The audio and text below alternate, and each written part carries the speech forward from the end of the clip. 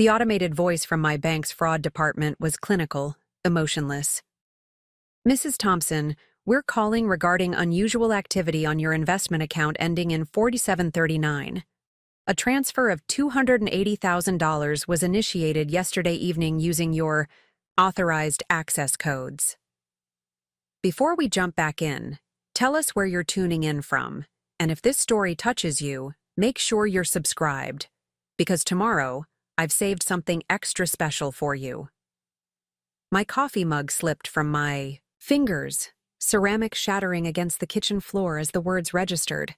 I'd built that bond portfolio over 8 years, saving every bonus, every tax refund, every penny I could squeeze from my marketing manager salary.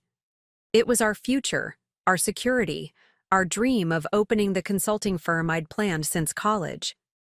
The transfer authorization bore a digital signature I'd never seen, executed from an IP address in Phoenix. The only person with access to those codes was family. The only family member in Phoenix was Richard Thompson, my father-in-law, the man who'd welcomed me into the family with such warmth 5 years ago. The man who'd helped us buy our Denver townhouse by co-signing the mortgage. The man who'd been acting strangely distant during our last few Sunday dinners. Life before that phone call felt solid, predictable, carefully constructed. Daniel and I had spent 3 years building what we thought was an unshakable foundation. Our Denver townhouse sat in a quiet neighborhood where children rode bikes on sidewalks and neighbors still waved from their front porches. My marketing position at Frontier Analytics provided steady income and excellent benefits, while Daniel's work as a mechanical engineer at Lockheed kept us comfortable without being wealthy. We weren't flashy people. Our furniture came from discount stores. Our vacations involved camping in Colorado's mountains rather than exotic destinations. And our biggest indulgence was the local coffee shop where we'd meet for lunch when our schedules allowed. But we had plans, big plans. The consulting firm I'd dreamed of since earning my MBA was more than fantasy now. I'd identified the market gap, developed the business model, even found potential office space in Boulder's growing tech corridor. Every month, I'd transfer whatever remained after expenses into that bond portfolio. Conservative investments, my financial advisor had called them, but reliable. The balance had grown from $30,000 to nearly $300,000 each, deposit representing another step toward independence. Daniel would joke that I checked the account balance more often than I checked social media, and he wasn't wrong. Those numbers represented freedom from corporate hierarchies, freedom to build something meaningful, freedom to prove that the girl who'd grown up in subsidized housing could create her own success. Richard Thompson had been instrumental in our financial planning. A retired CPA with 40 years of experience, he'd guided us through mortgage applications, tax strategies, and investment decisions with paternal pride. "Smart kids plan ahead," he'd say during our monthly financial check-ins at his sprawling Phoenix home.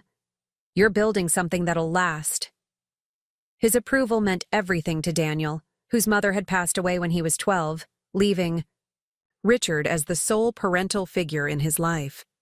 The bond portfolio had been Richard's suggestion initially. "Slow and steady," he'd explained during one of our Phoenix visits, pulling up charts on his computer to show historical returns. "Stocks are exciting until they're not. Bonds won't make you rich overnight, but they'll be there when you need them." He'd helped us set up the account structure, become the secondary authorized user for emergency access, insisted it was standard practice for family financial planning.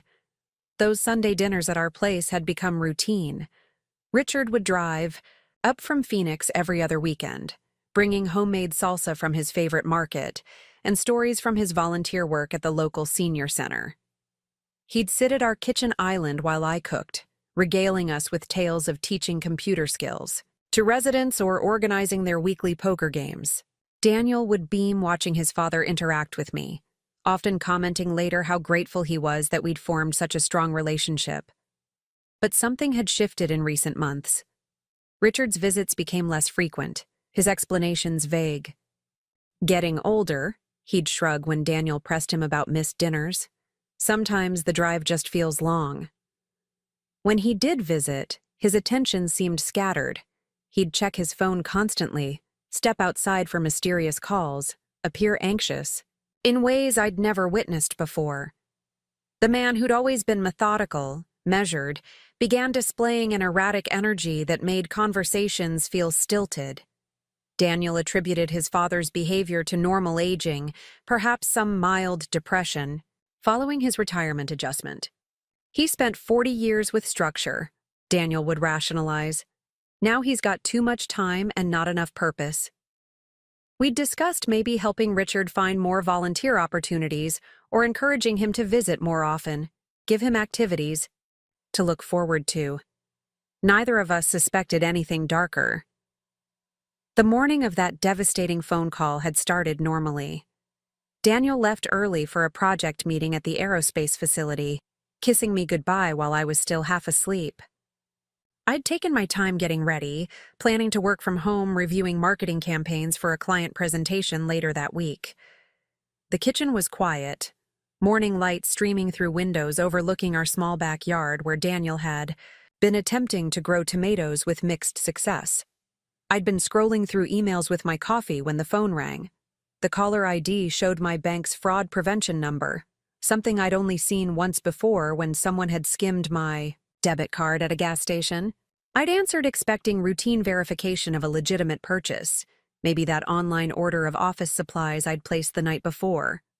Instead, the automated system delivered news that shattered everything I thought I knew about security, family, and trust. The voice continued mechanically, explaining that the transfer had been processed to a private investment account registered in Nevada, providing a confirmation number I frantically scribbled on a napkin. When I requested to speak with a human representative, the hold music felt like torture, each note stretching the seconds into eternity while my mind raced through possibilities. The customer service representative who finally picked up was sympathetic, but limited in what she could reveal. The transfer was authorized using your secondary access codes, Mrs. Thompson. Our system shows it was initiated from Phoenix, Arizona at 11:47 p.m. yesterday evening. Since the authorization came from a verified user on your account, it wasn't flagged as suspicious until this morning when our algorithm detected the unusual amount. Phoenix, 11:47 p.m. Richard had texted Daniel around midnight saying he was having trouble sleeping, asking if we wanted to do dinner the following Sunday. I'd thought it was sweet, an older man reaching out to family when loneliness struck. Now that timestamp felt sinister, calculated, timed perfectly when Daniel and I would be asleep and unable to monitor account activity. My hands shook as I navigated to the online banking portal, entering my credentials with trembling fingers. The account summary page loaded slowly, each second an agony of anticipation. When the numbers finally appeared, the reality hit like physical blow. Account balance, $847.23. Where $280,000 had existed yesterday, now only the minimum balance remained to keep the account active. 8 years of sacrifice. 8 years of choosing generic groceries over name brands, driving my Honda until the engine threatened to give out, postponing dental work to save money. 8 years of believing I was building something significant, something that would change the trajectory of my professional life. Gone in a single transaction authorized by someone I'd trusted with my financial future. The house felt too quiet suddenly, too empty. I called Daniel immediately, hands still shaking as I dialed his number. His phone went straight to voicemail, probably silenced for his morning meeting. I tried twice more before giving up, leaving a message that sounded more controlled than I felt. Preparing and narrating this story took us a lot of time, so if you are enjoying it, subscribe to our channel. It means a lot to us. Now back to the story. Dad wouldn't do that. There has to be some mistake, some fraud, someone else using his information. His denial was so absolute that I almost began questioning my own conclusions, wondering if I'd misunderstood something fundamental about the situation. We agreed to meet at home immediately. Daniel's face when he walked through the door was ashen, aged beyond his 31 years. He'd spent the drive from Lockheed making his own calls, trying to reach his father, attempting to verify the impossible. Richard's phone continued going straight to voicemail, and Daniel's growing panic was evident in his rapid-fire speech and restless pacing around our living room. "There's been some kind of identity theft," Daniel insisted, pulling out his laptop to examine our banking records himself. "Someone got Dad's information and used it to access our account. We need to report this to the police, to the FBI, to whoever handles financial crimes." He was typing furiously, searching for the appropriate authorities to contact, his engineer's mind seeking logical solutions to an illogical betrayal. I wanted desperately to believe his explanation, but the timeline troubled me deeply. The transfer had occurred at nearly midnight Phoenix time, executed with access codes only Richard possessed, from an IP address traced to his neighborhood. More disturbing was his sudden unavailability precisely when we needed him most. If someone had stolen his identity and drained our account, wouldn't he be equally panicked, equally eager to help us resolve the situation? By evening, our kitchen table was covered with printed bank statements, legal research Daniel had compiled, and contact information for various law enforcement agencies. We'd filed reports with local police, the FBI's Financial Crimes Division, and our bank's fraud department. Each conversation followed the same pattern: sympathetic listening, promises to investigate, requests for documentation we'd already provided, and gentle suggestions that family financial disputes often fell outside criminal jurisdiction. The transfer was authorized by someone with legitimate access to your account, the FBI agent had explained during our phone conversation. Unless we can prove coercion or identity theft, this appears to be a civil matter rather than criminal fraud. The distinction felt meaningless when our life savings had vanished, but the agent's tone suggested we were naive for expecting federal intervention in what looked like a family disagreement. Sleep that night was impossible. I lay staring at the ceiling while Daniel tossed restlessly beside me, both of us processing the magnitude of our loss. The bond portfolio hadn't just been money. It represented years of shared sacrifice and planning. Every vacation we'd skipped, every luxury we'd foregone, every extra hour I'd worked to maximize my bonuses had contributed to that account. Now it was gone, transferred to strangers in Nevada for purposes we couldn't fathom.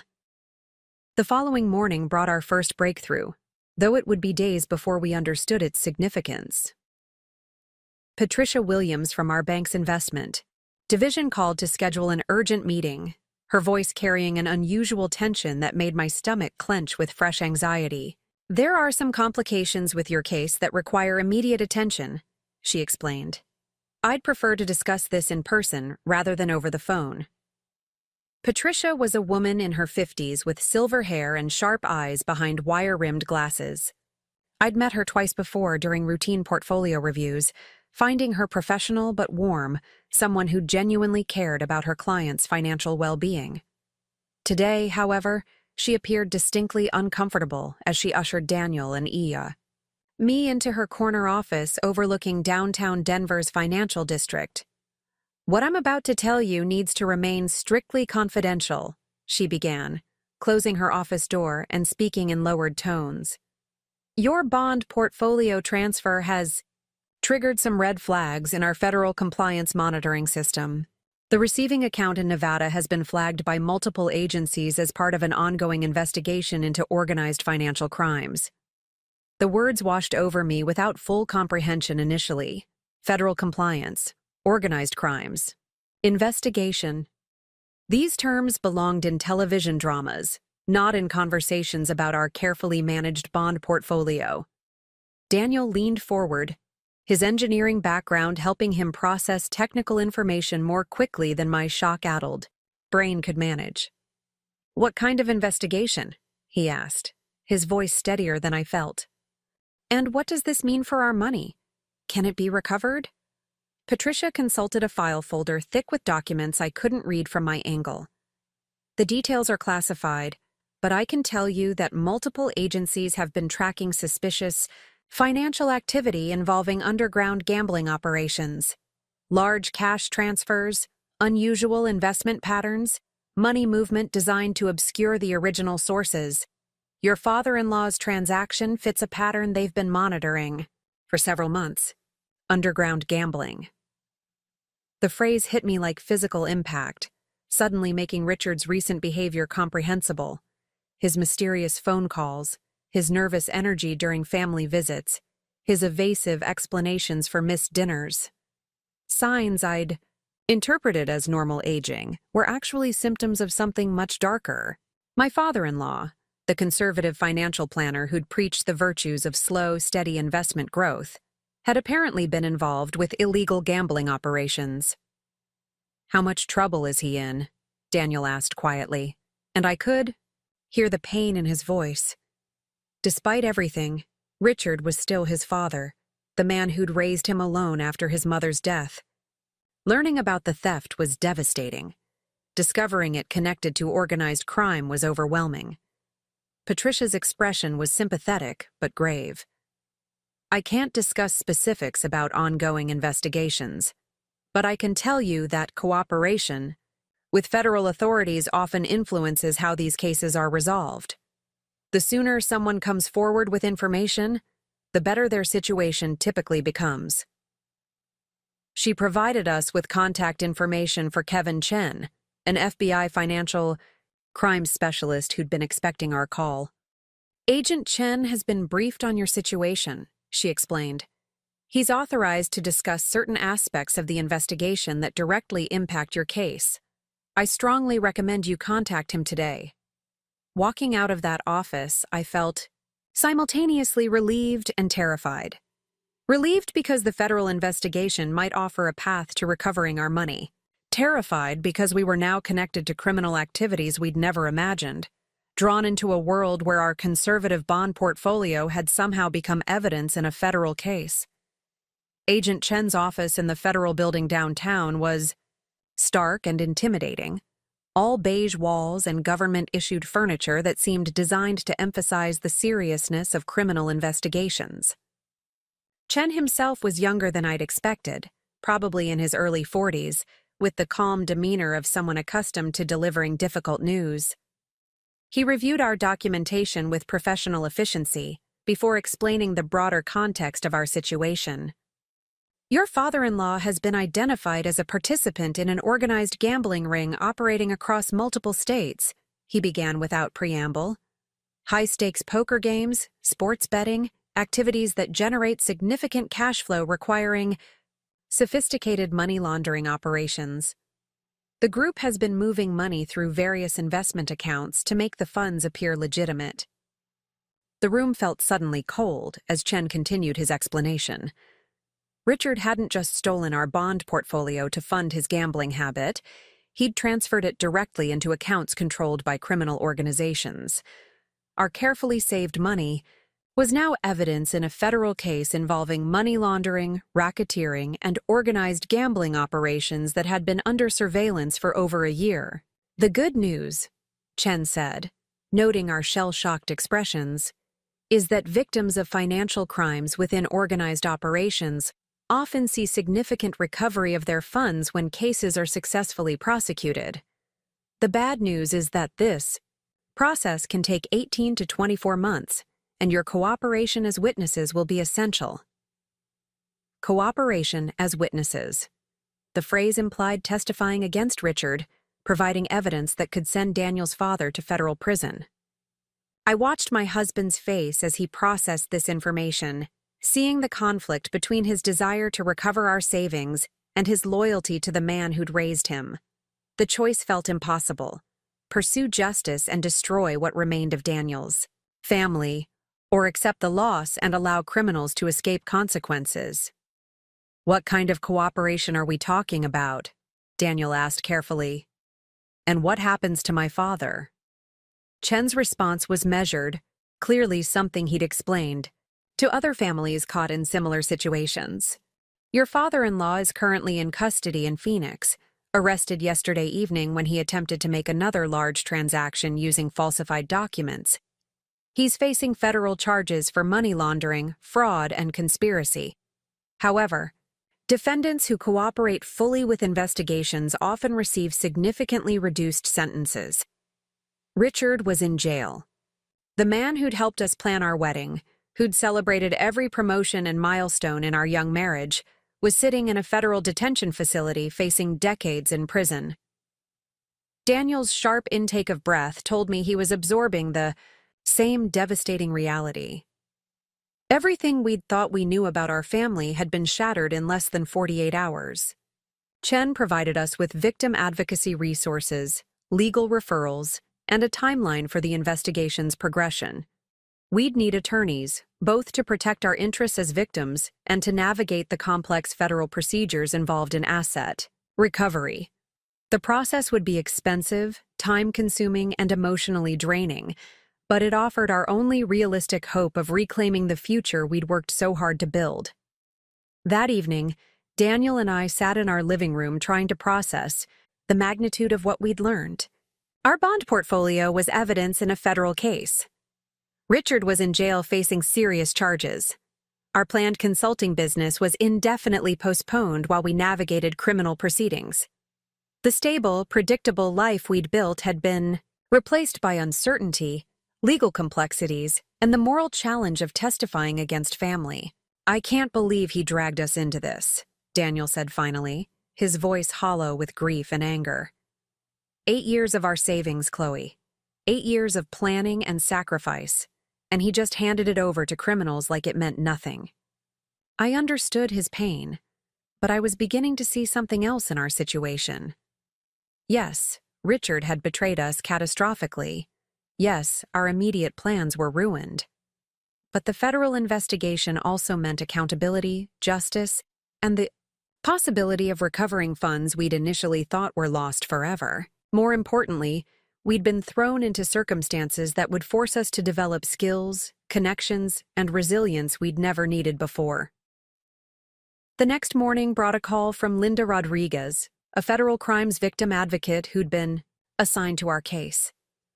Her voice was warm and professional as she explained the support services available to us, the timeline for asset recovery proceedings, and the importance of maintaining detailed records throughout the process. "I know this. Feels overwhelming," she said. "But you're not alone in this. We work with families like yours regularly, and most people are surprised by how much strength they discover during these proceedings." Linda scheduled our first meeting for the following week, where we'd begin the process of documenting our losses, understanding our rights as victims, and preparing for the long journey toward recovery. She also provided referrals to attorneys specializing in federal financial crimes, professionals who could guide us through legal complexities while protecting our interests. As I hung up the phone, I realized something unexpected was happening. Instead of feeling helpless and victimized, I was beginning to feel purposeful, even energized. The situation required skills I'd developed during my marketing career: research, organization, communication, strategic planning. For the first time since learning about the theft, I felt like I could take meaningful action rather than simply reacting to catastrophe. Daniel noticed the change in my demeanor immediately. "You're getting that look," he said with the first smile I'd seen from him in days. "The same expression you get when you're planning a complex marketing campaign." He was right. My mind was already working through the challenge ahead, identifying resources we'd need, timelines we'd face, strategies for maximizing our recovery while minimizing the emotional toll. The bond portfolio theft had been devastating, but it had also connected us to federal resources, legal expertise, and advocacy services we'd never have accessed otherwise. Richard's crime had accidentally opened doors we didn't even know existed.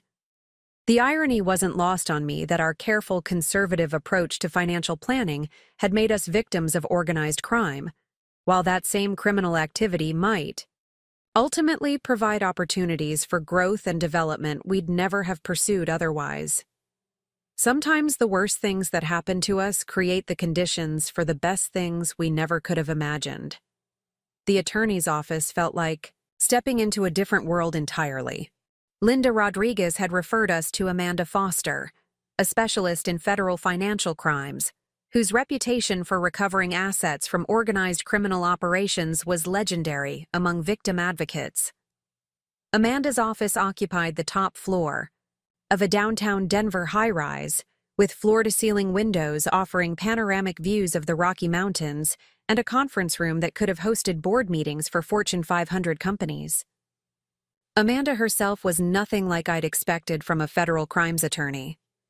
Probably in her mid-40s, she dressed in sharp business suits but spoke with the warmth of someone who genuinely cared about her clients' well-being rather than just their legal cases.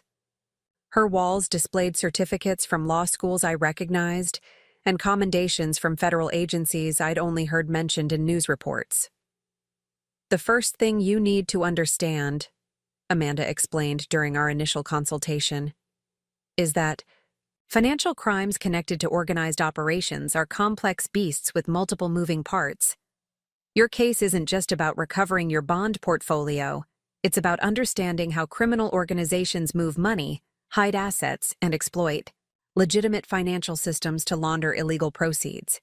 She spread documents across her conference table, creating a visual map of the investigation that had accidentally ensnared our family. Charts showed money flows between accounts in Nevada, Arizona, California, and Colorado. Names I didn't recognize were connected by lines indicating financial relationships, gambling debts, and money transfers that created a web of criminal activity spanning multiple years. Richard's gambling problem made him vulnerable to recruitment by this organization, Amanda continued, pointing to documentation that showed his progression from occasional participant to regular player, to someone who owed substantial sums to dangerous people. When he couldn't cover his debts through normal means, they offered him opportunities to earn money by providing access to legitimate accounts that could be used for laundering operations. The revelation that Richard hadn't just stolen our money impulsively but had been systematically recruited by criminals felt like another betrayal. This wasn't a moment of weakness or poor judgment. It was calculated involvement in organized crime that had put our entire family at risk. Daniel sat silently beside me, processing the information with the methodical approach he brought to engineering problems, but I could see the pain in his expression. "What's our realistic timeline for recovery?" I asked, my marketing background making me focus on measurable outcomes and concrete deadlines. "And what do we need to do to maximize our chances of getting our money back?" Amanda's smile suggested she appreciated clients who asked direct questions. "Federal asset forfeiture cases typically take 18 to 36 months from arrest to final distribution.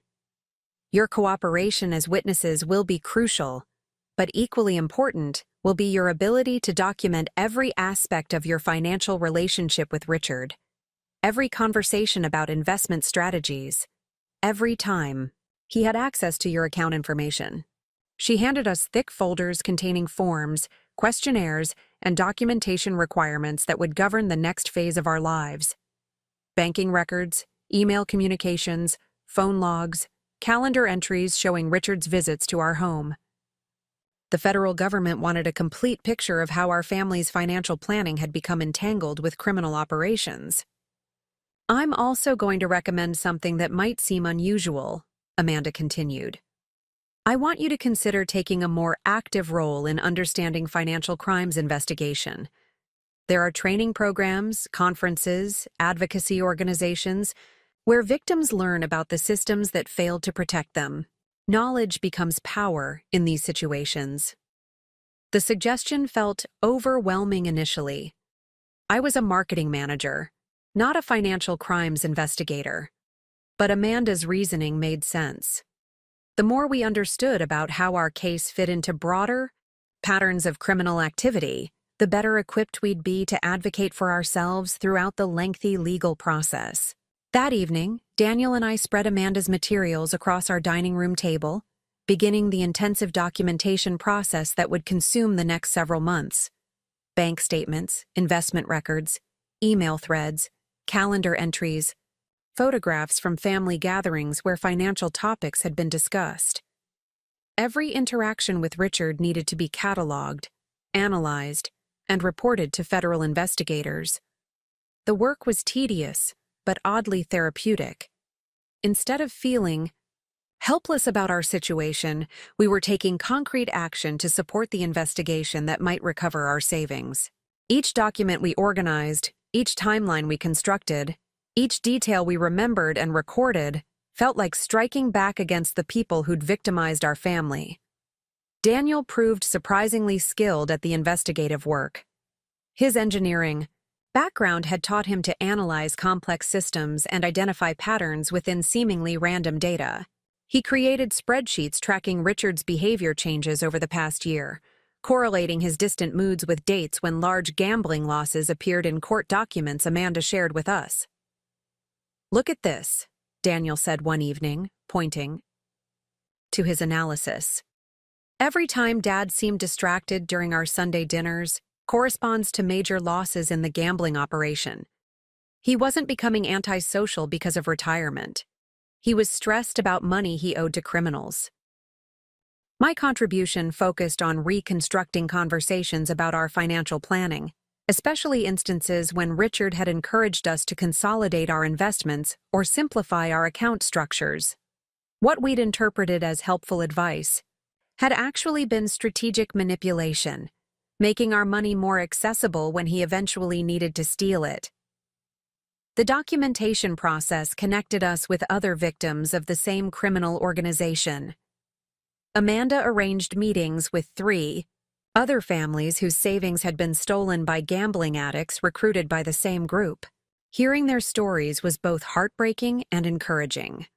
Heartbreaking because the criminals had destroyed multiple families' financial security. Encouraging because we weren't alone in our experience or our determination to seek justice. Mark Davis and his wife had lost their retirement savings when his brother-in-law transferred $340,000 from their joint investment account to the Nevada operation. Sarah Kim discovered her business partner had been using their company's cash reserves to cover gambling debts, leaving their successful restaurant chain facing bankruptcy. Each family's story followed similar patterns of trust exploited, relationships destroyed, and financial futures stolen by people they'd loved and trusted.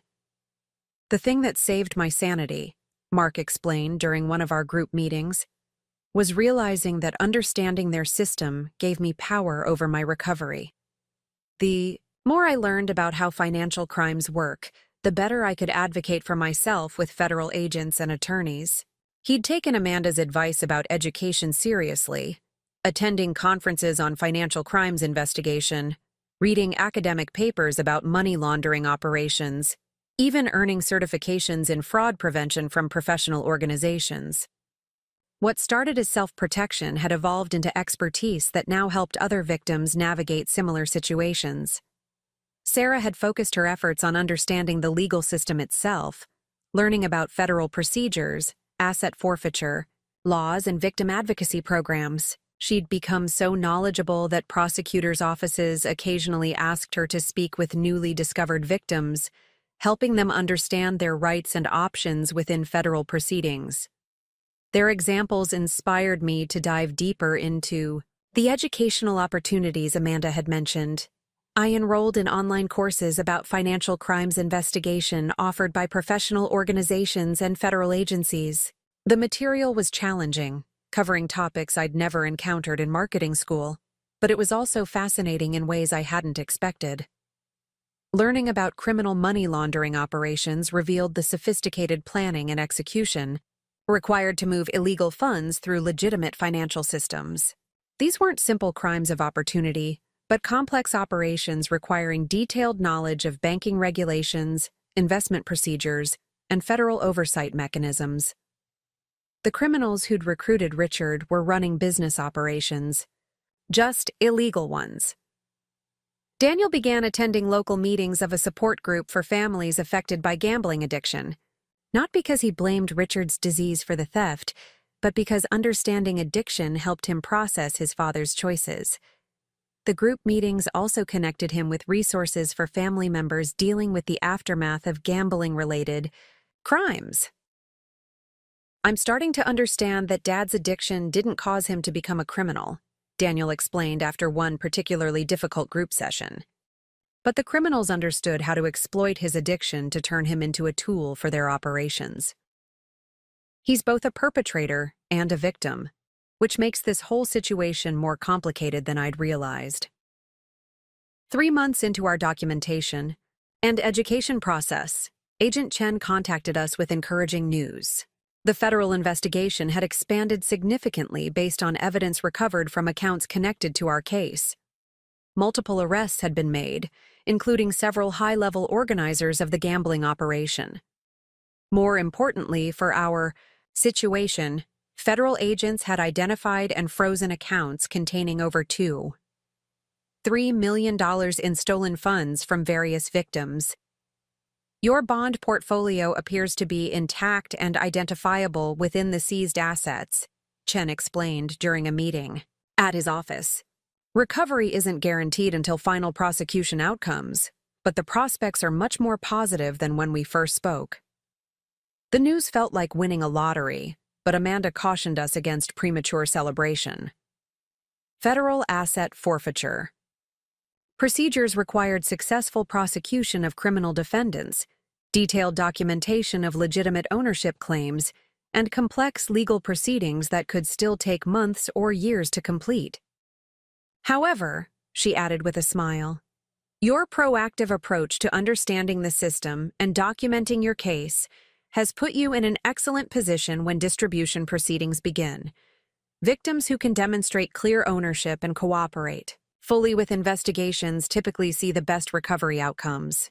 By this point, I'd completed 4 courses in financial crimes investigation and fraud prevention. The knowledge gained felt empowering in ways that had nothing to do with our specific case.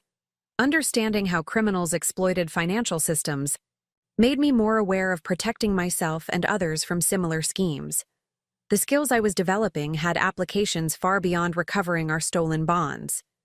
Daniel had become something of an expert on federal legal procedures, able to explain complex aspects of our case to friends and family who struggled to understand what we were experiencing. His engineering background, combined with his new legal knowledge, made him incredibly effective at organizing information and presenting arguments to federal investigators. Our transformation from victims to informed advocates was gradual but unmistakable. Instead of feeling helpless about our situation, we'd developed expertise that made us valuable participants in the investigation. Federal agents began consulting us about other victims' cases, asking for our insights about recruitment patterns and financial exploitation techniques. You've both become resources for our investigation rather than just subjects of it, Agent Chen observed during one of our regular check-in meetings. Your understanding of how the criminal organization operated helps us build stronger cases against the remaining defendants. The irony wasn't lost on me that Richard's betrayal had accidentally launched us into careers we'd never considered. What started as desperate attempts to recover our stolen savings had evolved into genuine expertise in financial crimes investigation and victim advocacy. We were discovering capabilities and interests we'd never known we possessed, building skills that would serve us long after our immediate case was resolved. 8 months after that devastating phone call from the bank's fraud department, I was standing before a conference room filled with federal agents, prosecutors, and financial crimes specialists, presenting analysis I'd compiled about patterns in money laundering operations that had helped identify 3 additional criminal organizations. The woman who'd once checked her bond portfolio balance more often than social media had become someone federal investigators consulted for expertise in financial crimes patterns. The transformation hadn't happened overnight. Each course I'd completed, each document I'd analyzed, each victim I'd helped had built knowledge that federal agencies valued highly. My marketing background had proven surprisingly relevant to understanding how criminal organizations promoted their services and recruited participants. The same skills I'd used to identify target demographics for legitimate businesses helped investigators understand how financial predators selected their victims. Amanda Foster had been instrumental in connecting me with broader opportunities within the federal law enforcement community. Your case analysis and victim advocacy work has impressed several people in important positions, she'd explained during one of our monthly meetings. There's a consulting opportunity with the FBI's Financial Crimes Division that might interest you. They need someone who understands both the victim perspective and the investigative process. The consulting position involved reviewing cases similar to ours, helping federal agents understand how criminals recruited family members and friends to provide access to legitimate accounts. My experience with Richard's gradual recruitment and eventual betrayal provided insights that helped investigators identify warning signs in other families before financial damage occurred. Daniel had found his own path into the field through his work with gambling addiction support groups. His engineering background, combined with his personal experience and legal knowledge gained during our case, made him valuable to organizations helping families deal with gambling-related financial crimes. He'd begun speaking at conferences about the intersection of addiction and organized crime, helping other families understand the complex dynamics we'd navigated. The technical aspects of money laundering operations are fascinating once you understand the underlying systems, Daniel explained to a group of family members dealing with similar situations.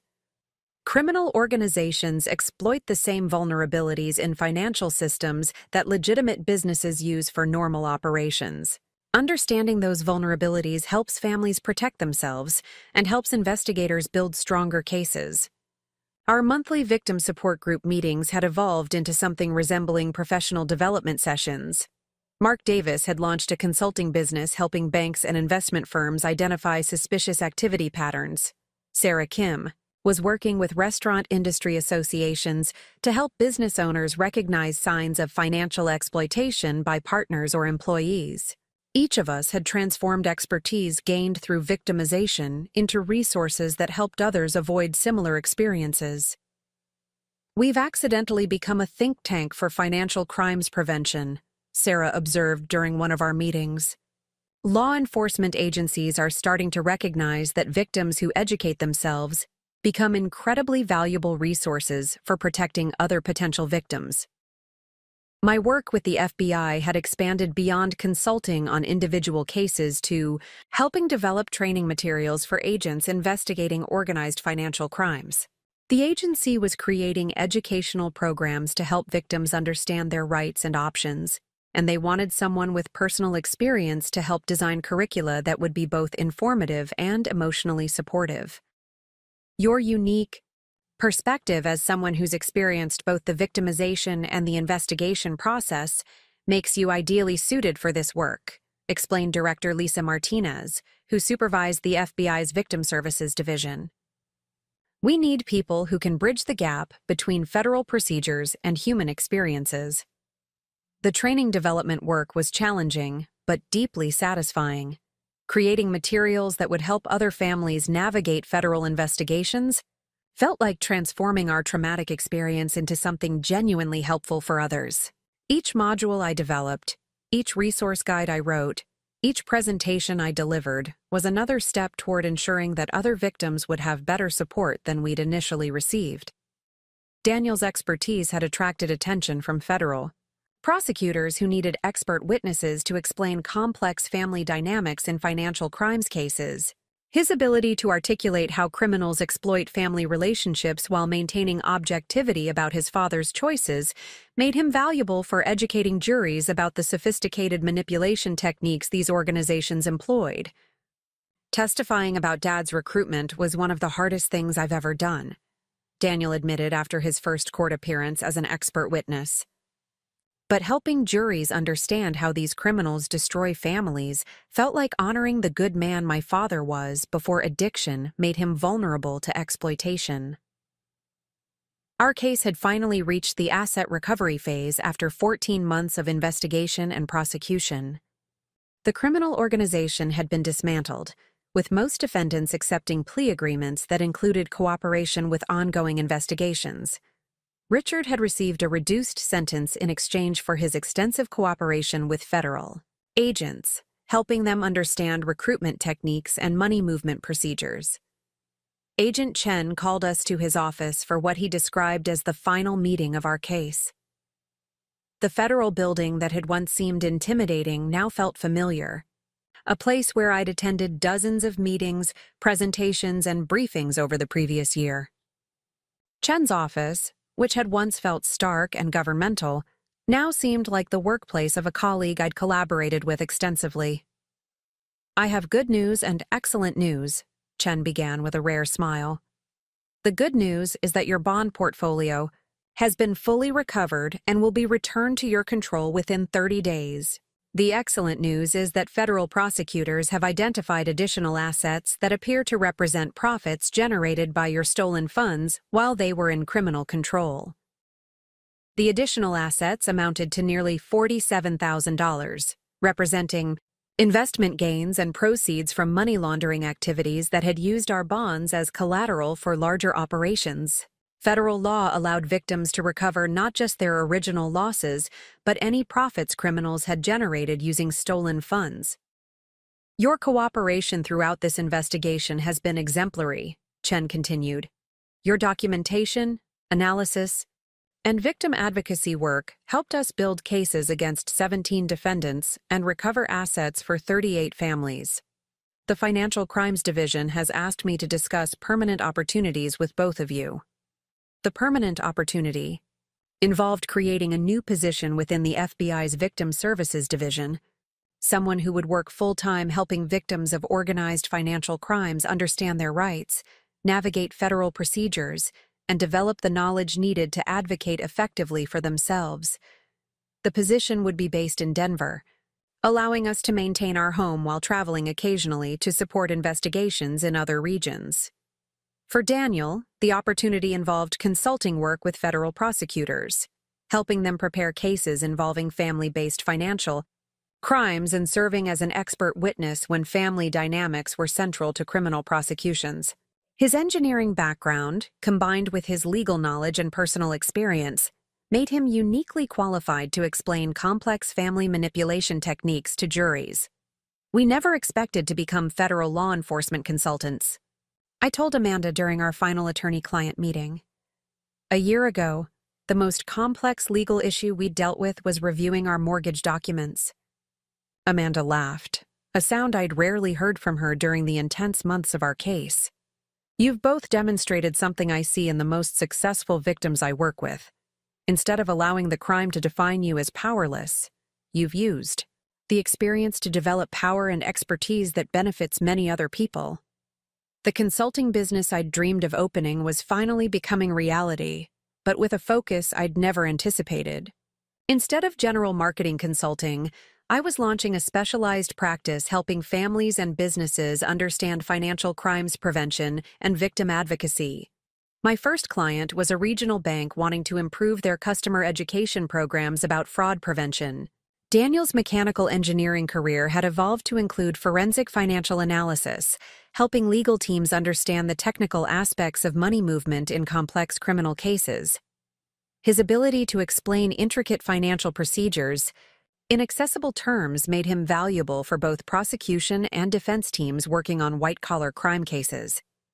"The business model practically designs itself," Daniel observed as we planned our joint consulting practice. "There's enormous demand for people who understand both the technical and human aspects of financial crimes. Law enforcement agencies, banks, victim advocacy organizations, even insurance companies need consultants who can bridge those gaps." Our home office, which had once displayed my marketing awards and Daniel's engineering certifications, now showcased commendations from federal agencies, certificates from advanced fraud investigation courses, and photographs from conferences where we'd spoken about victim advocacy and financial crimes prevention. The transformation was complete, but unexpected. Richard's betrayal had destroyed our planned consulting business, but accidentally launched careers we'd never imagined. The bond portfolio that was supposed to fund our entrepreneurial dreams had been stolen, recovered, and supplemented with criminal proceeds that now provided capital for a business serving victims of financial crimes. "We're helping other families avoid or recover from experiences like ours," I reflected during one of our planning sessions. There's something poetic about using expertise gained through victimization to prevent other people from becoming victims. Our relationship with Richard remained complicated, but had evolved beyond simple anger or forgiveness. His cooperation with federal investigators had been genuine and extensive, helping prosecutors understand recruitment techniques that might otherwise have remained secret. His reduced sentence reflected both his willingness to accept responsibility and his value as a cooperating witness. "Dad made terrible choices that hurt our family and many others," Daniel said during one of our conversations about Richard's situation. "But his cooperation helped prevent other families from experiencing what we went through. I can't forgive him yet, but I can respect that he tried to help fix some of the damage he caused." The federal investigation that had accidentally ensnared our family had become the foundation for careers neither of us had planned, but both of us found deeply meaningful. We were using knowledge gained through trauma to help others navigate similar challenges, transforming our victimization into expertise that served the broader community. As I prepared for my first major presentation at a national conference on financial crimes prevention, I thought about the woman who'd answered that phone call from the bank's fraud department 14 months earlier. She'd been focused on building a marketing consulting business, checking bond portfolio balances, and maintaining the comfortable predictability of suburban life. The woman preparing to address federal agents, prosecutors, and victim advocates from across the country had expertise that woman could never have imagined. She understood complex money laundering operations, federal legal procedures, and victim advocacy techniques that helped families rebuild their lives after financial devastation. Richard had meant to solve his gambling debts by stealing our carefully saved money. Instead, he'd accidentally connected us to a federal investigation that transformed us from victims into leaders in the financial crimes prevention community. Sometimes the people who try to destroy us accidentally provide the catalyst for discovering our greatest strengths and most meaningful purposes. The conference room suddenly felt smaller, the familiar space transformed by the knowledge that criminals were actively discussing our family. My expertise in financial crimes investigation had taught me enough about organized criminal behavior to understand the implications of Chen's warning. People who viewed us as threats wouldn't hesitate to take action against perceived enemies of their operations. "What kind of action are we talking about?" Daniel asked, his engineering mind seeking concrete information about abstract threats. "Are we in physical danger, or is this more about disrupting our consulting work?" Chen consulted a file that appeared to contain surveillance reports and intelligence gathered from ongoing investigations. The intercepted communications suggest they're primarily concerned about your ability to help other victims identify and recover stolen assets. Your success rate in asset recovery cases has apparently gained their attention in ways that make them nervous about their future operations. The revelation that our victim advocacy work had become threatening to criminal organizations felt surreal. 18 months ago, I'd been a marketing manager whose biggest professional challenge involved developing advertising campaigns for local businesses.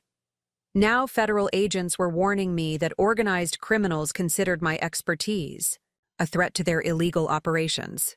However, Chen continued with a slight smile, this development also presents an opportunity that could significantly advance ongoing federal investigations. Richard's contact with these criminals provides us with a potential avenue for infiltrating their organization and gathering evidence about their recruitment and money laundering procedures. The suggestion that Richard might become an undercover asset for federal investigations seemed to emerge from the realm of television dramas rather than our suburban Denver reality. The man who'd stolen our bond portfolio to cover gambling debts was being asked to help federal agents infiltrate criminal organizations by pretending to cooperate with their recruitment efforts. The decision is ultimately Richard's, Chen explained, but his cooperation could help us prevent dozens of families from experiencing what you went through. It would also provide additional protection for both of you, since successful prosecution of this organization would eliminate the threat they currently pose. Daniel and I exchanged glances that communicated months of shared experience navigating federal investigations and victim advocacy work. Our relationship with Richard remained complicated, balanced between anger over his betrayal and respect for his cooperation with law enforcement. The possibility that he might help prevent other families from being victimized added another layer to our already complex feelings about his situation. What would this involve exactly? I asked, my consulting experience with federal agencies, helping me understand the importance of concrete details in any cooperative arrangement. And what are the risks for Richard and for our family? Chen's explanation revealed the sophisticated planning behind federal undercover operations. Richard would maintain contact with the criminal recruiters while wearing surveillance equipment that recorded their conversations and documented their money laundering procedures. He would appear to cooperate with their recruitment efforts while actually gathering evidence for federal prosecutors. The risks are significant, Chen acknowledged. Organized criminal operations don't respond well to discovery of federal infiltration. Richard would be in genuine danger if his cooperation was detected, and your family could face retaliation if criminals concluded you were involved in the investigation. The choice felt impossible, yet familiar. 14 months of victim advocacy work had taught me that meaningful progress against organized crime required accepting risks that comfortable suburban life had never demanded. Every family we'd helped recover stolen assets had faced similar decisions about cooperation with federal investigations despite potential dangers. There's another factor to consider, Chen added. The FBI is prepared to offer both of you permanent positions with the Financial Crimes Division if this operation succeeds. Your expertise in victim advocacy and financial crimes analysis has impressed people in very senior positions within the agency. Permanent positions with the FBI represented career opportunities we'd never imagined before Richard's betrayal forced us into the world of federal law enforcement. The FBI's Financial Crimes Division provided resources and authority that transformed our impact from helping individual families to shaping policies that would protect potential victims across the entire country. Federal training programs we developed were implemented in field offices nationwide, standardizing victim advocacy procedures and improving recovery outcomes for families dealing with financial crimes. You've essentially created a new subspecialty within federal law enforcement, Director Martinez observed during my first annual performance review. Victim advocacy informed by personal experience and technical expertise represents an approach that other agencies are adopting for their own financial crimes programs. Daniel's technical analysis work had resulted in software tools that helped federal investigators identify money laundering patterns and trace stolen assets through complex criminal networks. His engineering background, combined with legal knowledge gained during our case, enabled him to design investigative procedures that significantly improved federal success rates in asset recovery cases. Richard's situation had stabilized in ways that allowed our family relationships to begin healing, though the process remained complicated and gradual. His cooperation with federal investigations had earned him early release from prison, along with placement in witness protection, programs that would ensure his safety from criminal organizations he'd helped prosecute. I know I can never undo the damage I caused your family, Richard said during one of our carefully supervised meetings in a federal facility designed for witness protection communications. But knowing that my cooperation helped prevent other families from experiencing what you went through gives my life meaning it hasn't had since my gambling addiction began. Our forgiveness remained incomplete, but was progressing toward acceptance of Richard's efforts to make amends for his betrayal. The man who'd stolen our bond portfolio had become instrumental in helping hundreds of other families recover stolen assets and avoid financial victimization. His redemption felt authentic because it involved genuine sacrifice and ongoing commitment to helping others, rather than simply expressing regret about his actions. 2 years after that devastating phone call from the bank's fraud department, Daniel and I were living in Washington, D.C., working for the FBI's Financial Crimes Division and leading national efforts to improve victim advocacy in federal investigations. Our home office displayed commendations from federal agencies across the country, photographs from conferences where we'd spoken about financial crimes prevention, and letters from families whose lives had been improved by programs we'd developed.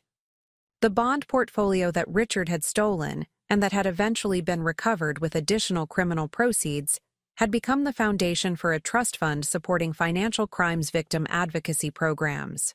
Instead of funding the consulting business we'd originally planned, our savings now supported organizations helping other families navigate federal investigations and recover stolen assets. We've built something more meaningful than the business we'd originally envisioned, I reflected during one of our conversations about the unexpected direction our lives had taken. Richard's betrayal destroyed our plans but accidentally connected us to purposes we never could have imagined. The woman who'd answered that phone call from the bank's fraud department had been focused on building a marketing consulting business and checking bond portfolio balances. The woman now designing national victim advocacy programs for the FBI understood complex financial crimes operations, federal legal procedures, and investigative techniques that had helped hundreds of families recover stolen assets and rebuild their lives after financial devastation. Richard had meant to solve his gambling debts by stealing our carefully saved money, never imagining that his crime would connect us to a federal investigation that would transform us from suburban professionals into national leaders in financial crimes prevention. Sometimes the people who betray us most completely accidentally provide the experiences that reveal our greatest capabilities and most important contributions to the world. The federal investigation he'd unknowingly triggered by stealing our bond portfolio had dismantled criminal organizations that had operated undetected for years, recovered over $200 million in stolen assets for hundreds of families, and established investigation methodologies that would protect potential victims for decades to come.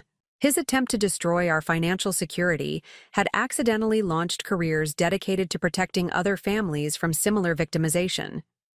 Standing in my FBI office overlooking the Potomac River, preparing for another meeting with federal investigators seeking guidance on victim advocacy procedures, I thought about the profound transformation that had occurred since that morning when ceramic coffee mug fragments had scattered across our Denver kitchen floor.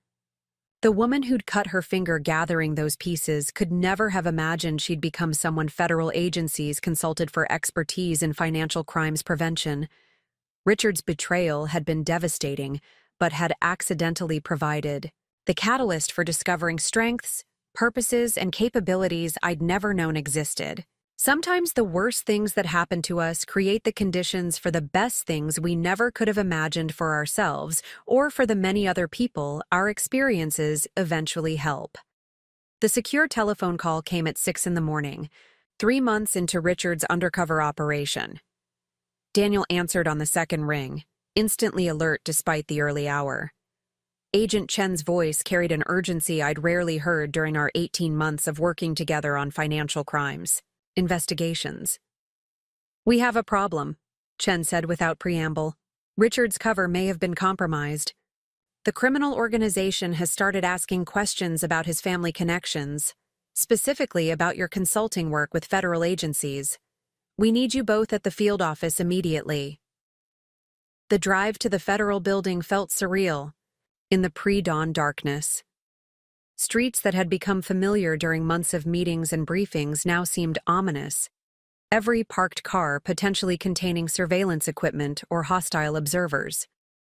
My expertise in financial crimes investigation had taught me enough about organized criminal behavior to understand that blown covers often resulted in violence against anyone connected to the infiltration operation. Agent Chen met us at a side entrance I'd never used before, leading us through security checkpoints and corridors that bypassed the public areas of the building. His expression was grim as he escorted us to a secure conference room where several people I didn't recognize were studying surveillance photographs and transcribed conversations. At 3 this morning, Richard met with 2 senior members of the criminal organization, Chen began, spreading photographs across the conference table. The conversation started normally, discussing money laundering procedures and recruitment targets. But then they began asking specific questions about his family, particularly about a son who works in federal law enforcement consultation. The photographs showed Richard sitting in what appeared to be a restaurant booth, wearing the concealed recording equipment that had been documenting criminal conversations for months. His body language in the images suggested tension, the careful positioning of someone trying to appear relaxed while actually being extremely alert to danger. "How specific were their questions?" Daniel asked, his engineering background making him focus on technical details that might indicate the scope of the security breach. "Did they mention our names, our consulting business, or specific cases we've worked on?" Chen consulted transcribed notes from the recorded conversation, his expression growing more serious as he reviewed the criminal organization's inquiries. "They mentioned your consulting firm by name, referenced your work on victim advocacy training, and specifically asked about your access to federal investigation information. Someone has been researching your background very thoroughly." The realization that organized criminals had been investigating our professional activities felt like another violation, similar to discovering Richard's original theft but more threatening. These weren't desperate gambling addicts making impulsive decisions. They were sophisticated criminal operators conducting strategic intelligence gathering about potential threats to their operations.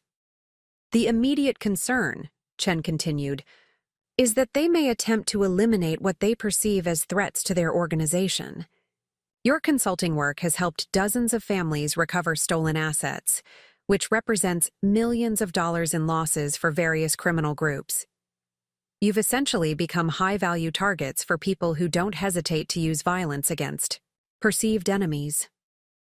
A new voice entered the conversation as Director Lisa Martinez entered the conference room, accompanied by two people whose serious expressions and federal identification badges suggested senior law enforcement positions. Martinez's presence indicated that our situation had escalated beyond routine investigation management into crisis response territory. "We're implementing immediate protection protocols," Martinez announced, her tone carrying the authority of someone accustomed to making critical decisions under pressure.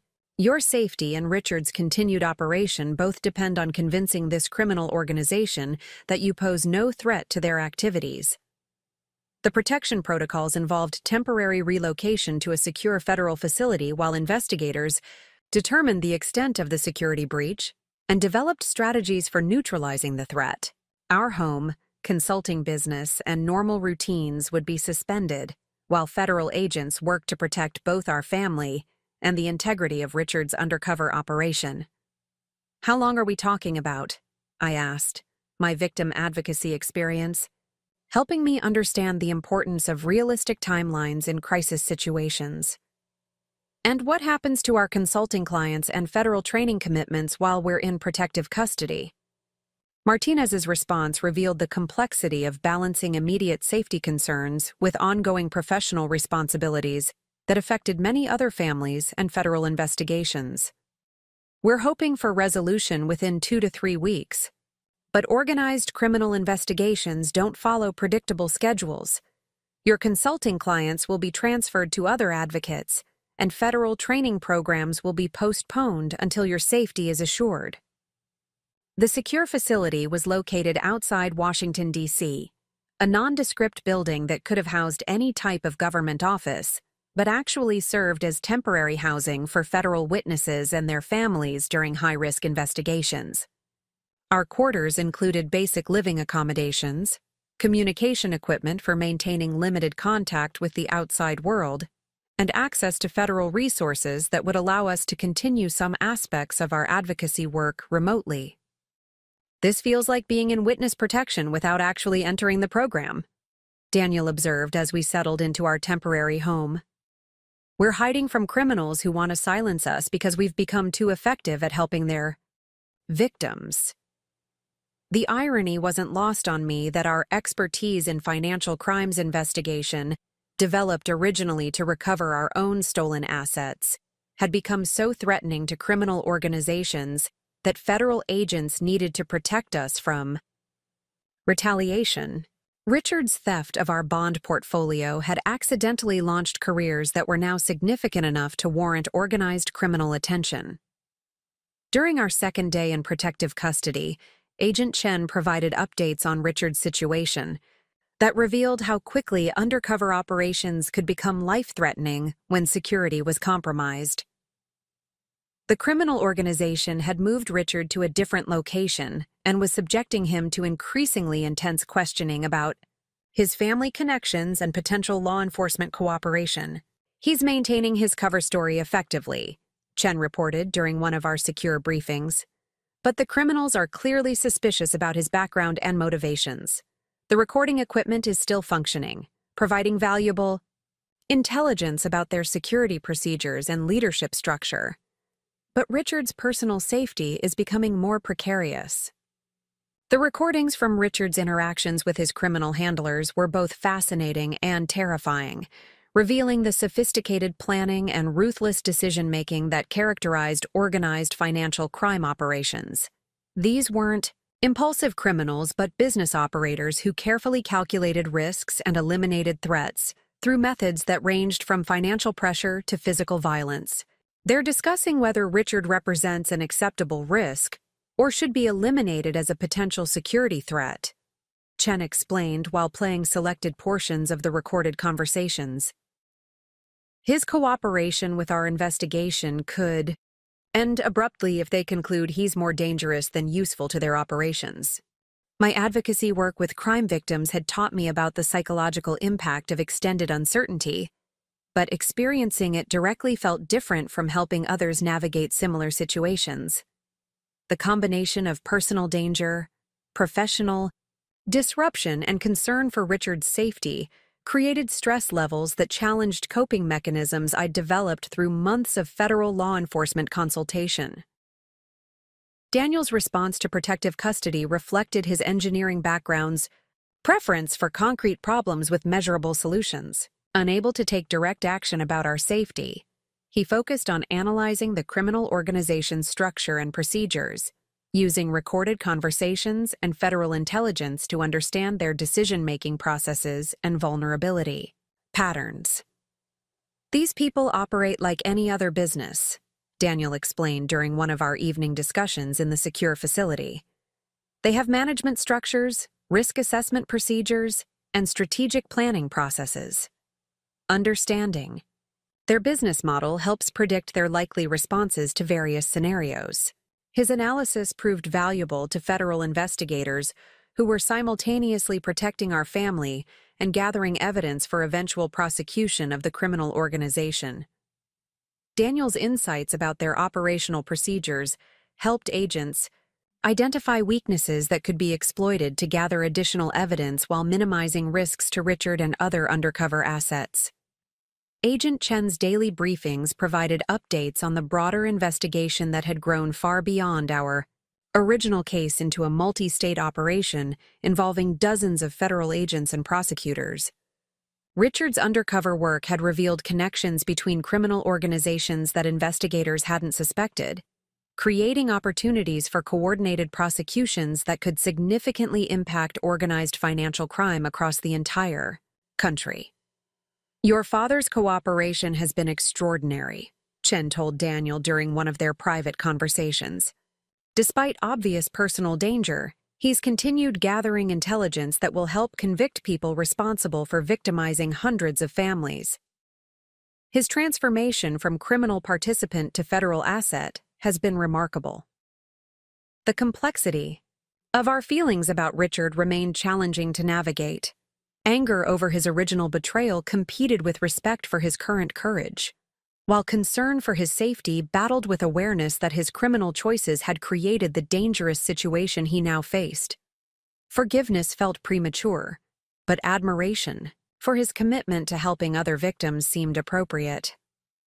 2 weeks into our protective custody, federal agents achieved a breakthrough that changed both the immediate threat level and the long-term prospects for prosecution of the criminal organization. Surveillance teams had identified the source of intelligence about our consulting work, a corrupt federal employee who'd been selling information about ongoing investigations to criminal organizations for over 2 years. The security breach wasn't related to Richard's operation, Martinez explained during an emergency briefing. A civilian contractor with access to federal databases had been providing criminal organizations with information about victim advocates, federal witnesses, and ongoing investigations. His arrest this morning eliminated the source of intelligence that made you targets. The corrupt employee's arrest resolved the immediate threat to our safety, but revealed a broader problem within federal law enforcement systems. Criminal organizations had been purchasing information about victim advocates, witnesses, and investigation procedures, giving them significant advantages in avoiding prosecution and intimidating people who might cooperate with federal authorities. This discovery will lead to major changes in how we protect sensitive information and screen personnel with access to federal databases, Martinez continued. Your case accidentally exposed security vulnerabilities that have been compromising investigations and endangering victims for several years. Our release from protective custody felt anticlimactic after weeks of high-tension security measures and constant vigilance about potential threats. Returning to our consulting business and federal training responsibilities required readjusting to normal routines while processing the reality that our expertise had become valuable enough to warrant organized criminal attention and federal protection. Richard's undercover operation concluded successfully 3 days after our release, with federal agents arresting 47 members of the criminal organization and seizing assets worth over $89 million. His cooperation had provided evidence connecting criminal groups across 7 states, resulting in prosecutions that would significantly disrupt organized financial crime operations throughout the region.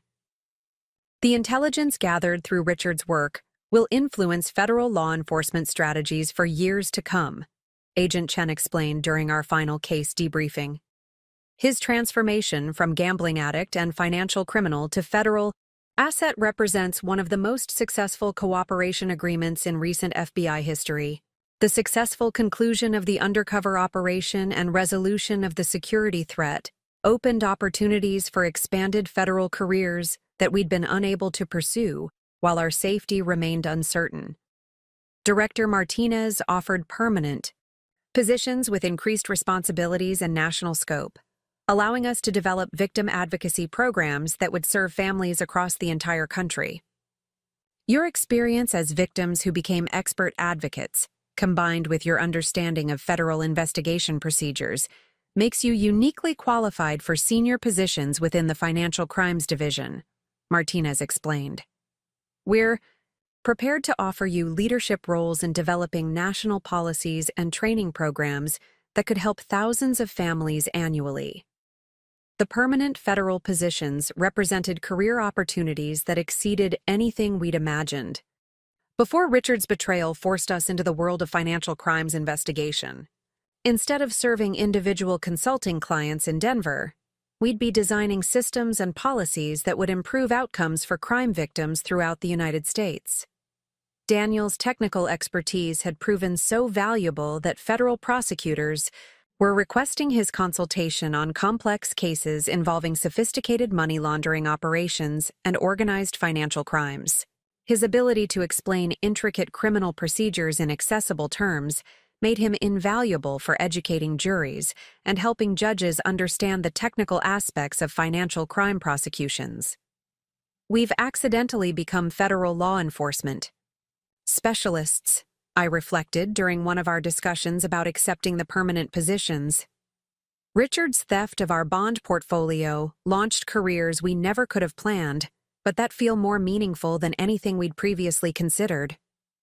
The decision to accept federal positions required relocating permanently to Washington, D.C., and leaving the Denver community where we'd built our consulting practice and established relationships with local victim advocacy organizations.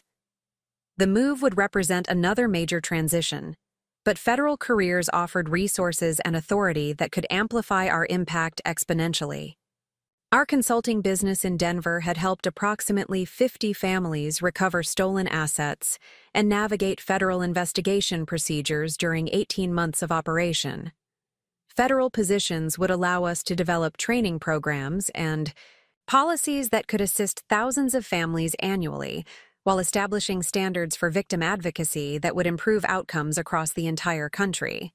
The scale of potential impact makes the decision obvious, Daniel concluded after we'd analyzed the professional opportunities and personal implications of federal careers. We can help more families as FBI employees than we'll ever reach as independent consultants, even if federal bureaucracy presents different challenges than private practice. The transition to permanent federal employment occurred smoothly, with responsibilities that built directly on expertise we'd developed through victim advocacy work and consultation with financial crimes investigators. My role involved directing National Victim Services programs, while Daniel focused on developing technical analysis procedures for complex multi-state investigations. Richard's situation had stabilized sufficiently to allow supervised family contact, though his participation in witness protection programs meant our relationship would remain carefully managed by federal security protocols. His cooperation with law enforcement had earned him early release from prison and protection from criminal organizations he'd helped prosecute.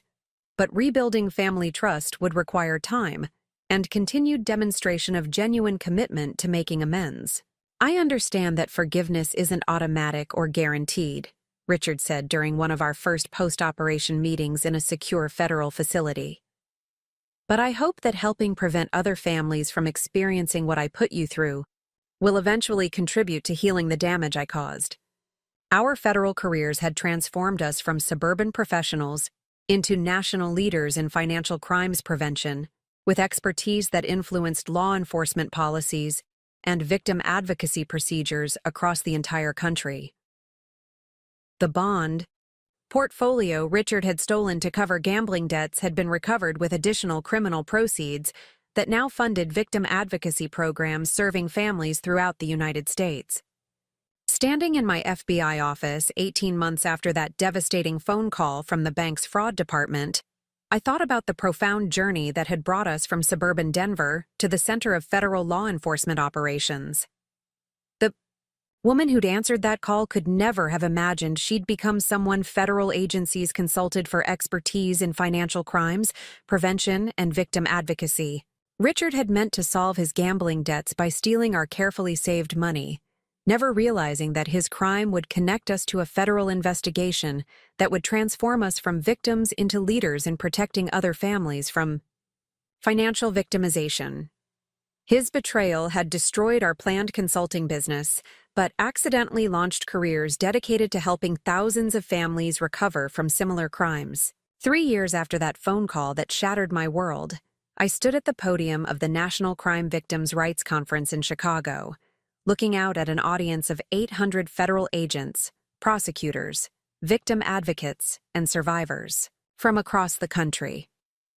The presentation I was about to deliver would establish new national standards for financial crimes victim services, policies that would impact how every federal agency in America responds to families whose lives have been destroyed by organized criminal operations.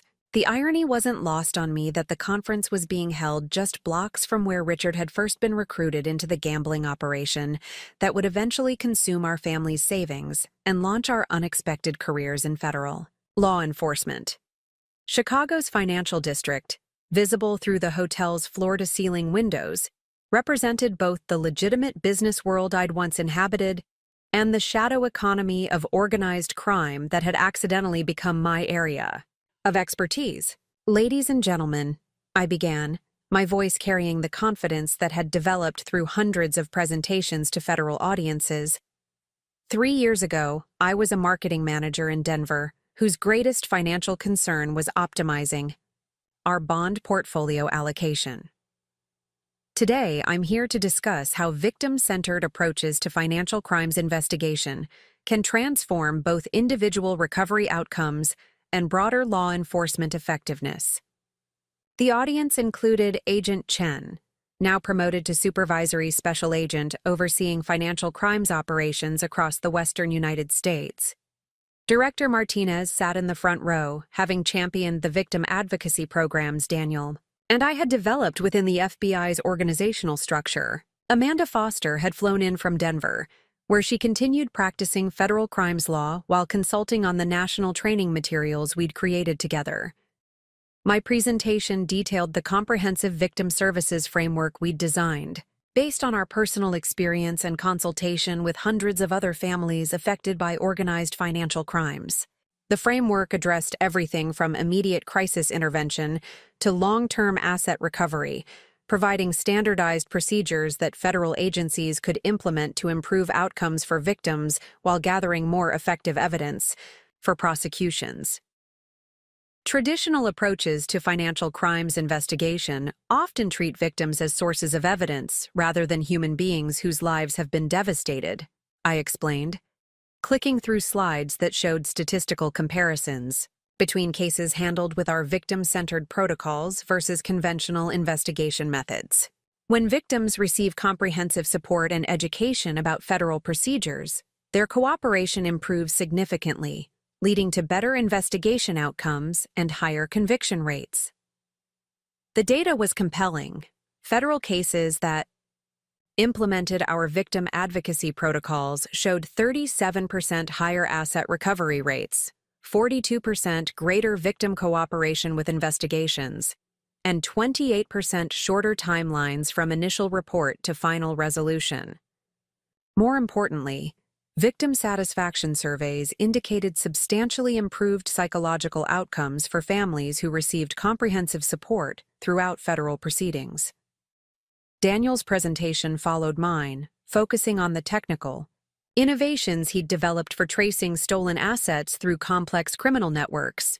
His engineering background, combined with legal knowledge gained through our experience, had enabled him to design analysis software that significantly improved federal success rates in identifying and recovering hidden criminal proceeds.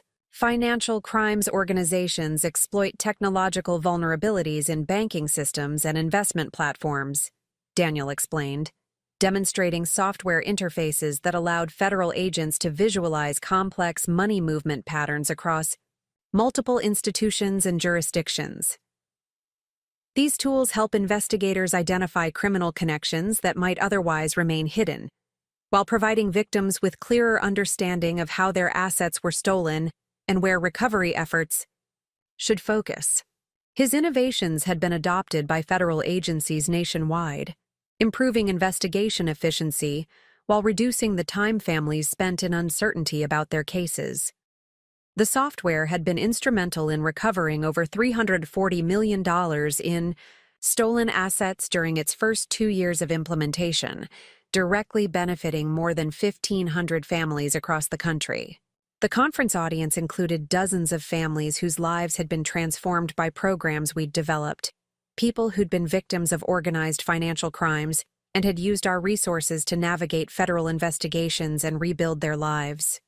Their presence reminded me why our work mattered beyond statistics and policy improvements. Sarah Kim, the restaurant owner whose business partner had stolen company funds for gambling operations, now served on our National Victim Advisory Board and had opened 3 additional locations using assets recovered through federal prosecution. Mark Davis had parlayed his experience into a successful consulting business, helping financial institutions identify and prevent organized criminal infiltration of their systems. The ripple effects of effective victim advocacy extend far beyond individual cases, I continued, displaying a map showing the geographic distribution of families we'd helped and the broader impact of their recovery on their communities. When victims receive proper support and recover stolen assets, they contribute to local economies, support other families facing similar challenges, and often become advocates themselves, multiplying the positive impact of federal intervention. During the lunch break, I was approached by Rebecca Chen, a recently retired federal prosecutor who'd worked on some of the largest financial crimes cases in recent history. Her reputation for securing convictions against sophisticated criminal organizations was legendary among federal law enforcement professionals, and her interest in our victim advocacy work felt like professional validation from the highest levels. Your approach to victim services has revolutionized how we handle these cases, Rebecca said, settling into the chair beside me in the hotel's quiet restaurant. I've been prosecuting financial crimes for 23 years, and I've never seen victim cooperation and recovery outcomes like what we're achieving with your protocols. She was particularly interested in the psychological support components of our victim advocacy framework, recognizing that families who received comprehensive emotional assistance were more effective witnesses during complex criminal trials. Her endorsement carried significant weight within federal law enforcement circles and would be crucial for expanding our programs to additional agencies. "I'm hoping to convince you to consult on a case I'm developing," Rebecca continued, lowering her voice as she described a multi-billion-dollar money laundering operation that had been targeting retirement accounts and investment funds across 12 states. "The complexity is unprecedented, and we need victim advocates who understand both the technical and emotional aspects of financial crimes." The case she described involved over 800 victims whose retirement savings had been stolen through sophisticated identity theft and account manipulation schemes. The criminal organization had been operating for over 5 years before federal agencies identified their activities, resulting in massive losses that would require equally sophisticated recovery efforts.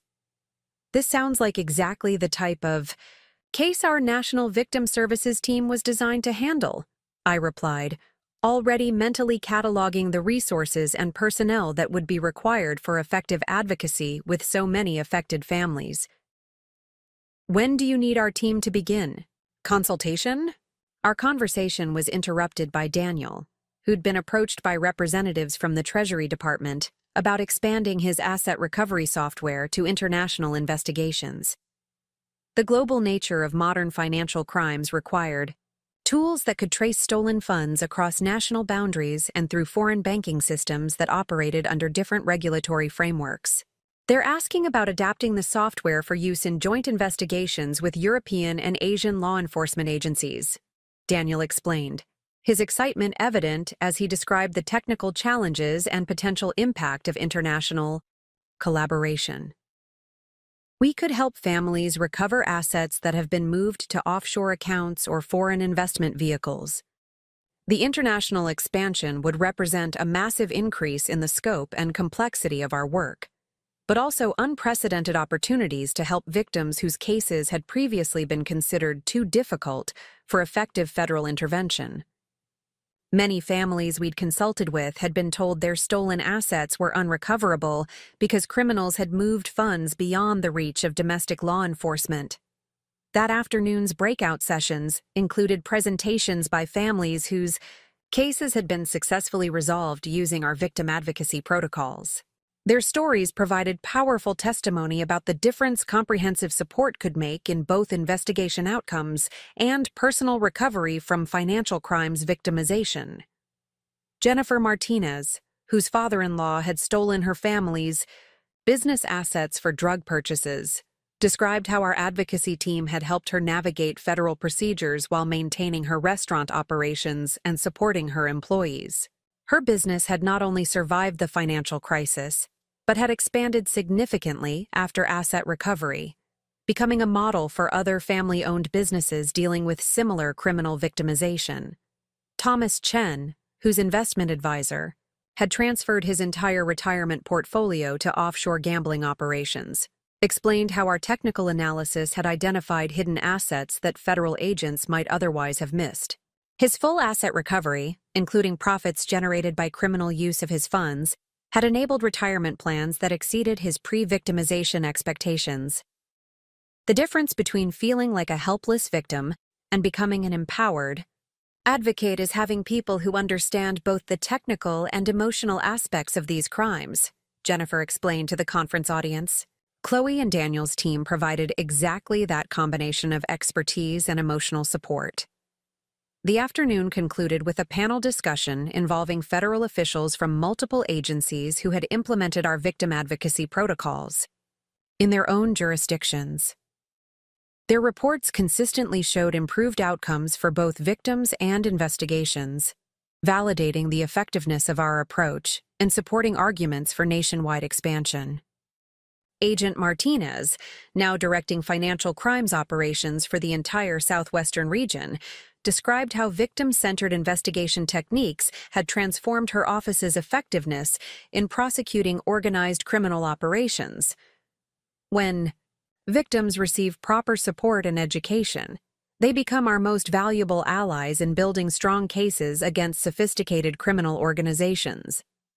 As the conference concluded, Director Martinez announced that our victim advocacy framework would become the official standard for all federal financial crimes investigations, with implementation beginning in 6 months and completion expected within 2 years. The announcement represented the culmination of 3 years of program development and the beginning of nationwide impact that could help thousands of families annually.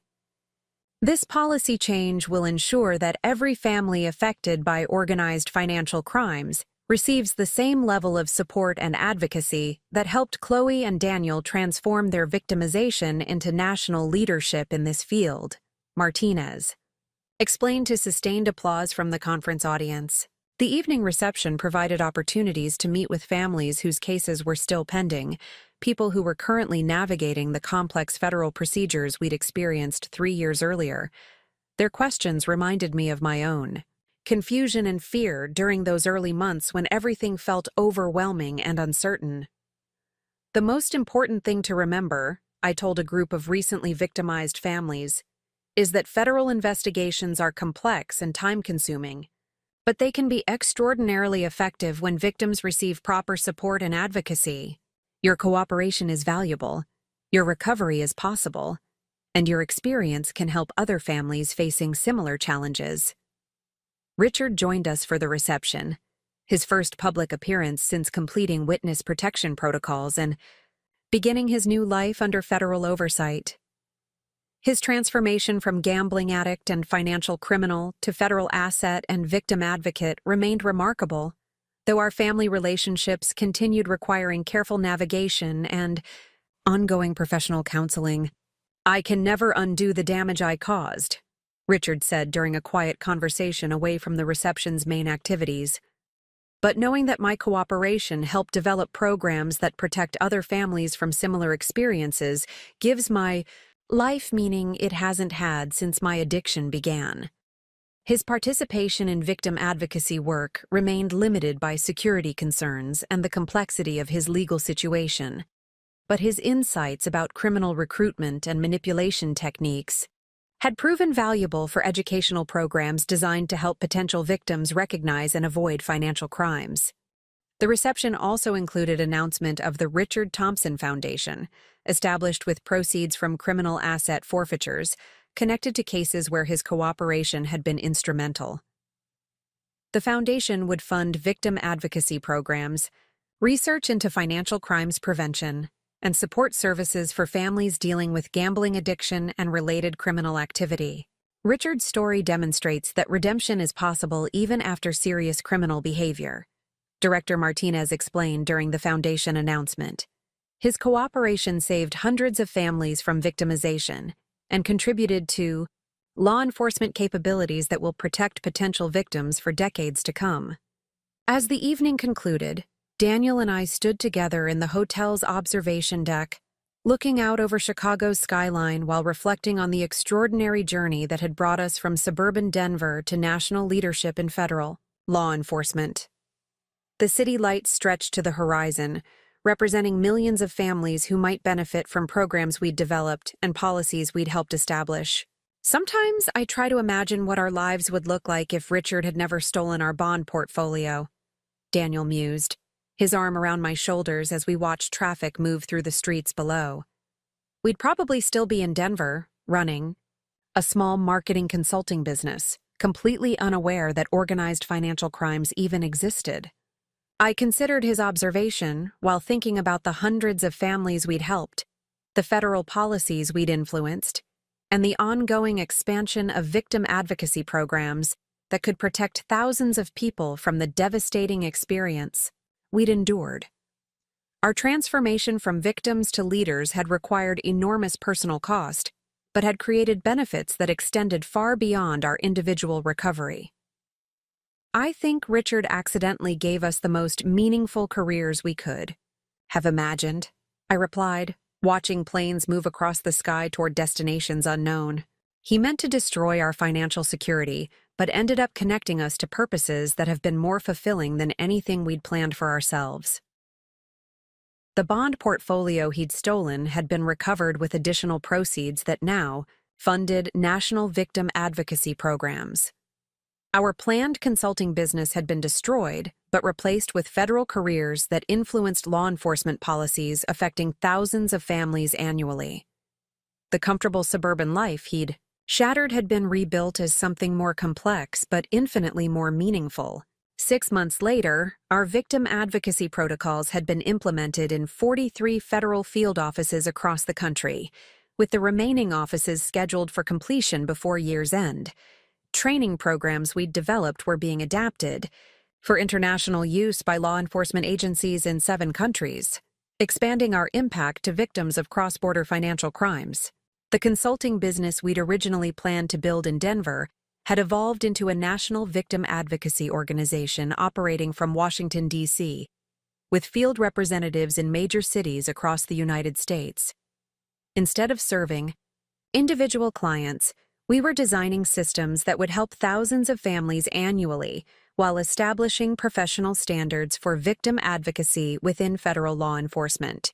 Richard's journey from criminal to federal asset to victim advocate remained unique within law enforcement history, demonstrating possibilities for redemption that had influenced federal policies regarding cooperation agreements and witness protection programs. His foundation had become a model for using criminal asset forfeitures to fund victim services, showing how criminal proceeds could be transformed into resources that protected potential victims.